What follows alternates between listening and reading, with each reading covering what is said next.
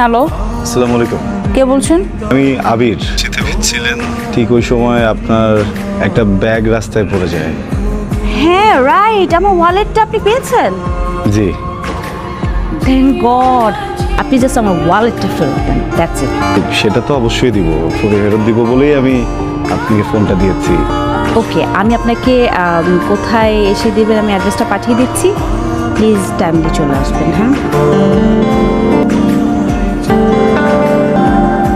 Excuse me, আপনি আবির?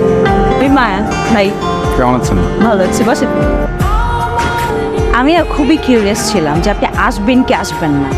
না, আমার মনে হচ্ছে না আসবেন না, তারপর আসলাম আমি দেখার জন্য যে আসলেই আসছেন কিনা। আচ্ছা, এখান থেকে কিন্তু আপনি আমাকে 100 টাকা লোন দিয়েছেন। মানে মানে আমি নিজেই আসলে 100 টাকা এখান থেকে নিয়েছি, আমার আসার ভাড়া ছিল না তো। আর তো খুব মজার মানুষ। টাকা কোনো বিষয় না, দেখেন এগুলো তো আসবে যাবে। আপনার অনেক টাকা, তাই না?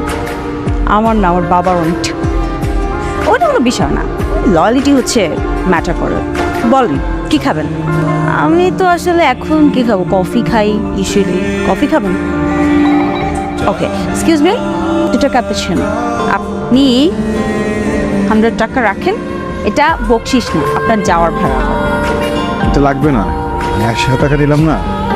আমি তো অটোতে করে আসছি, আমি অটোতে করে যাবো। 20-40 টাকা আর 60 টাকা এরপরে থাকবে, যেটাতে আমি চা টা সব সমস্যা নেই।